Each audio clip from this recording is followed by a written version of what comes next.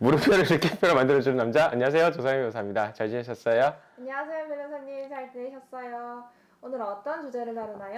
저희가 지난번부터 계속 이제 확인하고 있는 게 바로 이제 성범죄 관련 사건들에 관해서 이제 쭉 얘기를 나눴었는데, 오늘은 성범죄 사건 중에서도 좀 문의가 많지만 실제로는 성범죄 사건인데 형사처벌이 안 되는 범죄. 성희롱?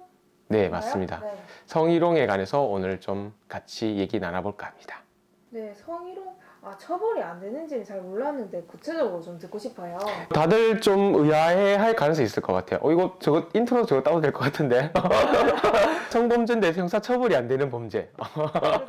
네. 일단은 성희롱이란 가는 거에 관해서 좀 생각을 좀 해볼 필요가 있는데, 일반적으로 성희롱이란 단어는 여성이나 혹은 남성에게 그 성적으로 이제 놀림을 조롱하는 행위들을 일반적으로 많이 얘기하죠. 뭐 예를 들어 가지고 김비서 오늘 옷이 굉장히 섹시해, 뭐 이렇거나 옷을 오늘 이쁘게 입고 남자랑 데이트 가나 봐, 뭐 이런 거 있죠. 들었을 때 굉장히 성적으로 수치감 느끼고 기분 나쁜 것들, 이런 것들에 관해서 이제 성희롱이라고 얘기를 하는데, 예전에 했었던 사건들 중에서도 그런 상담을 하다 보면은 이제 이런 성희롱에 관한 얘기들이 엄청 질의가 많이 들어와요. 뭐 직장 상사로부터 뭐 이런 얘기를 들었었는데 형사처벌 가능하냐, 질문도 많이 들어오세요. 또 이런 것들에 관해서 거의 대부분 일단 성희롱으로는 처벌이 안 된다라고 얘기를 드리거든요. 네. 그러니까 성희롱으로 처벌할 수 있어요? 라고 얘기하면은 대답은 안 된다라고 할 수밖에 없는 거예요. 왜냐면 성희롱을 처벌하는 규정 자체가 없거든요. 그럼 자, 여기서 질문, 피디님께 드리는 질문. 네. 성희롱이란 범죄가 있을까요? 없을까요? 성희롱이라는 단어가 네. 형법상에 규정이 되어 있다, 없다? 저는 있다. 정답은 X. 우리나라 형법상에는 성희롱이라는 단어 자체가 없어요. 성희롱이라는 단어 자체가 아예 없고, 성희롱을 처벌할 수 있는 방법은 뭐냐 했을 때에는 모욕, 명예훼손으로 처벌이 가능하다. 이게 현재의 정확한 형사상 처벌에 관한 이야기예요.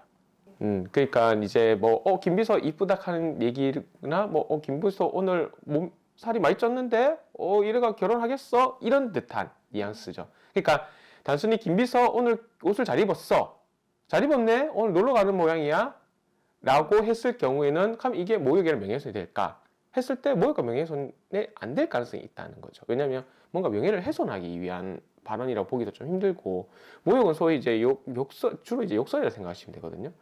예, 모멸감과 이제 그런 거를 주기 위한 단어인데 그런 단어도 아니잖아요. 맞죠? 근데 반대로 김비서 요새 살이 많이 쪘는데 남자 만날 수 있겠어? 이런 단어. 김비서 요새 뭐 확진됐 뛰면 확진자 됐네? 뭐 이런 거 있죠. 저 이제 확진자 단어는 나중에 또 제가 한번 얘기했겠지만 그건 명예훼손으로 처벌을 받았거든요. 그거는 명예훼손 처벌하는데, 이런 형태로 이제 명예훼손이나 모욕으로 이제 가서 처벌되는 것들은 있지만 성희롱만 두고 처벌을 할 수 없다 이거죠. 그러면 여기서 질문. 네. 성희롱이란 단어가 다른 법률상에 있을까요? 없을까요? 다른 법률상이요? 네, 다른 법률상에 규정을 하고 있다, 없다? 있다. 진짜요? 확실하세요? 있다. 밀고 정답은 네, 맞습니다. 정답은 O.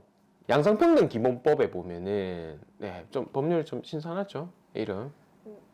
네. 양성평등기본법에 보면은 거기에 보면 성희롱이라는 단어가 있어요.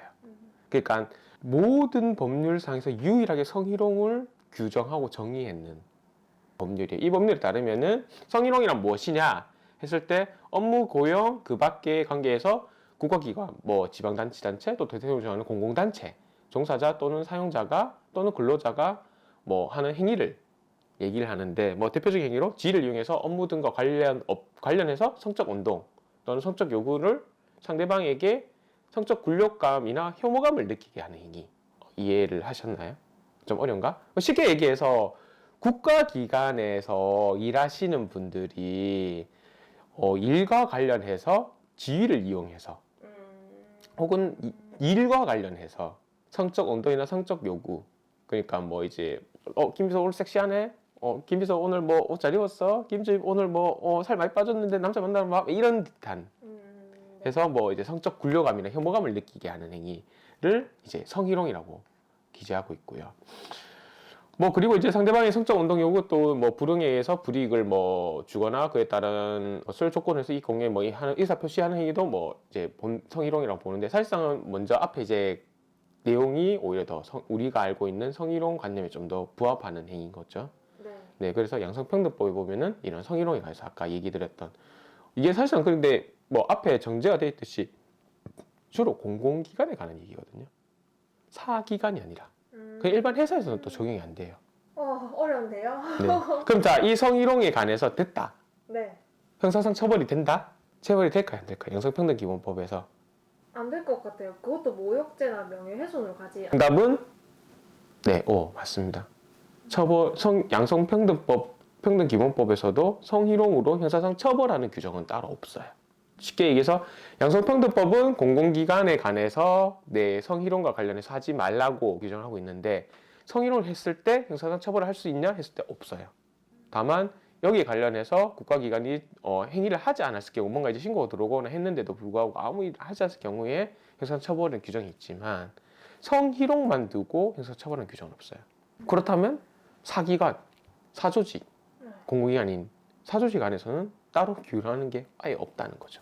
증명하기가 굉장히 어렵겠네요. 증명이 문제가 아니라 네. 처벌의 문제인 거예요. 그 기분이 나쁜데 처벌이 안 되니까 문제인 거예요. 맞죠? 이게 문제라는 거죠. 근데 이거를 지금 뭔가 형사상에 처벌을 뭐 안건이 올랐다고 하는 건 아직도 뭐 저는 들어본 건 없어요. 그렇습니다. 근데 여기서 포인트, 재밌는 거. 네. 성인지 감수성. 네. 아시죠? 저 지난번에도 얘기했었죠. 네. 성인지 감수성이 바로 여기서 나왔어요. 잘 연결이 안 되는데 한번 설명해 주시겠어요? 이거는 to be continue.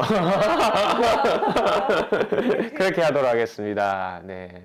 네. 그러면 다음 주를 기다리면서 오늘 마지막으로 해주실 말씀 있으신가요? 네, 오늘 성희롱 관련해서 좀 가볍게 좀 얘기를 드렸는데 뭐 이제 깊이보다는 좀 이제 대략적인 구도에 관해서 좀 얘기를 드렸는데 성희롱 관련해서는 직장 내에서 생활하시다 보면 이제 농담으로 하시다가 이게 좀 너무 좀 지나치고 도를 지나쳐서 상대방의 기분을 나쁘게 하고 뭐 이런 식으로 가다 보니까 성희롱에 관한 이야기들이 좀 많이 나오는 것 같아요. 특히 아무래도 직장 내에서 계속 생활하시다 보니까 상대방에서는 이제 농담이라고 생각했는데 듣는 상대방에서는 사실상 성희롱으로 받아들이는 경우들이 애법 있는 것 같아요. 예, 그래서 그런 것들에 관련해서는 서로 상대방을 이제 존중해 주는 것 외에는 사실상은 막을 수 있는 방법이 아예 없는 것 같아요.